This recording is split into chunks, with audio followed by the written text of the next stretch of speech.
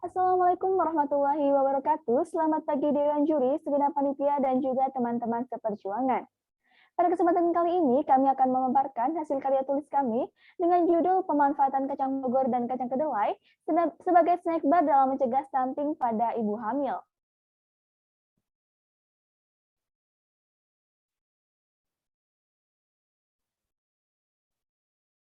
Tim kami terdiri dari Karissa Faradita, Fatmah Wanda, dan juga saya sendiri Haula Azza Nur Hasanah.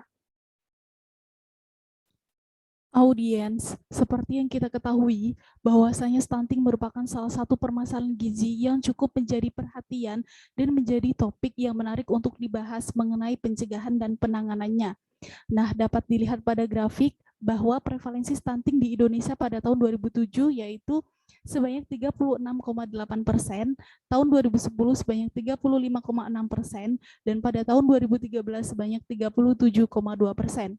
Nah, saat pandemi COVID-19, stunting ini masih menjadi tantangan besar bagi bangsa Indonesia karena angka kejadian stunting terus mengalami peningkatan. Nah, angka kejadian stunting ini tentunya sangat mengkhawatirkan bagi bangsa Indonesia. Pada tahun 2024, diprediksi sebanyak 7 juta bayi akan mengalami stunting. Nah, penyebab terjadinya stunting pada bayi adalah konsumsi makanan ibu hamil yang tidak sesuai kandungan gizinya.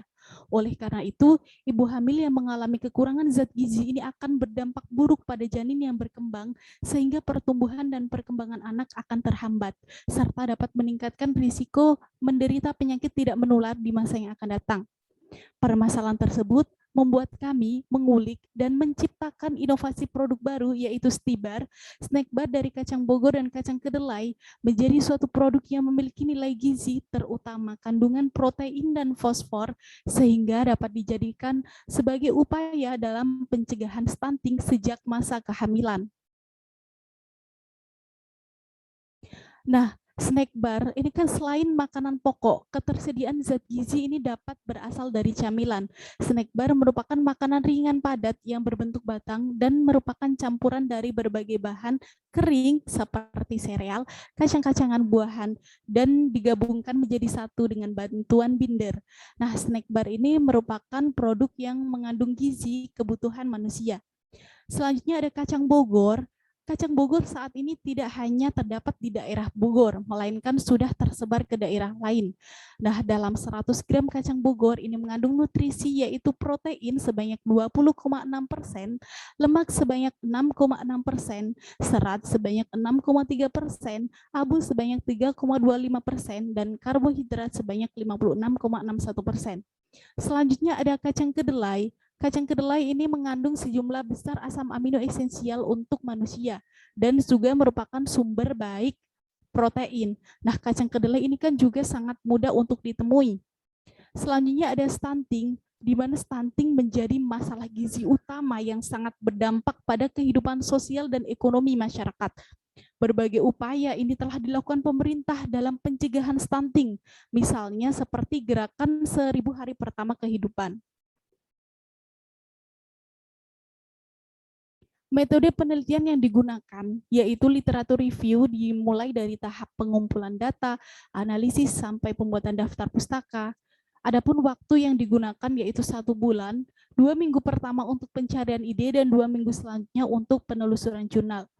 Prosedur penelitian ini dilakukan secara kuantitatif, yaitu pengecekan status gizi bahan pada kacang Bogor dan kacang kedelai.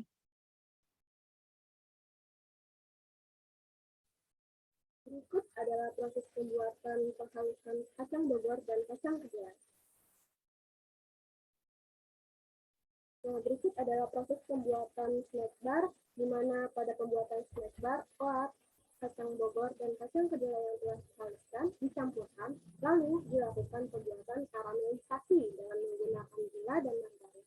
Lalu bahan-bahan tersebut dicampurkan menjadi satu, lalu dicetak dan dimasukkan ke dalam oven pada suhu 140 derajat Celcius dalam waktu 20 menit. Lalu jadilah snack bar. Dapat dilihat pada sebelah kanan, berikut adalah produk yang kami jual.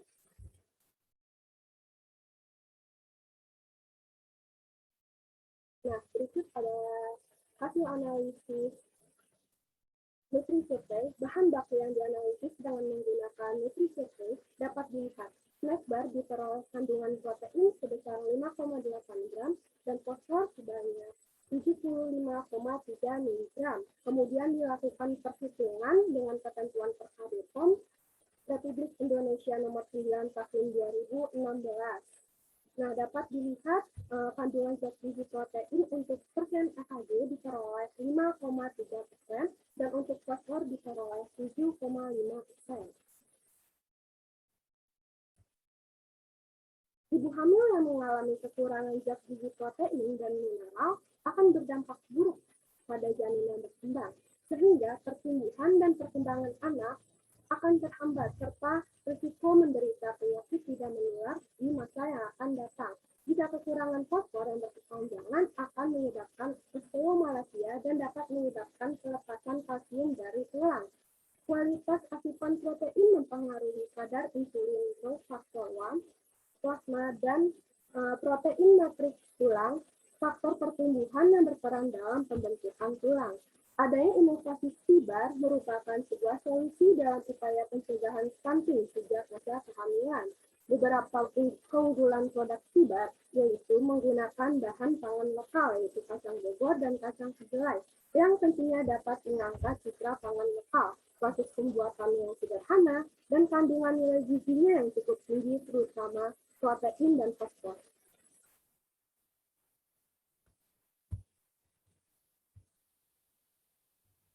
Berdasarkan pemaparan tadi dapat kita simpulkan bersama bahwa produk snack bar ini dapat menjadi alternatif dalam pencegahan stunting yang berbahan dasar pangan lokal yaitu kacang Bogor dan juga kacang kedelai. Berdasarkan hasil analisis kandungan gizi dari formulasi bahan menggunakan perangkat NutriSurvey, produk STIBAR telah memenuhi persyaratan PKB POM nomor 13 tahun 2016 tentang pengawasan klaim pada label dan iklan pangan olahan.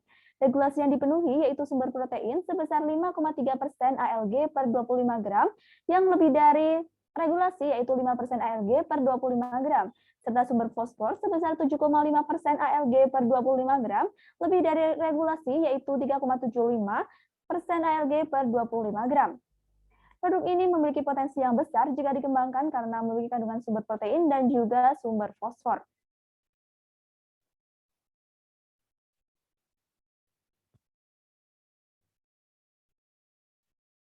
Baik, berikut merupakan dokumentasi dari proses pembuatan snack bar.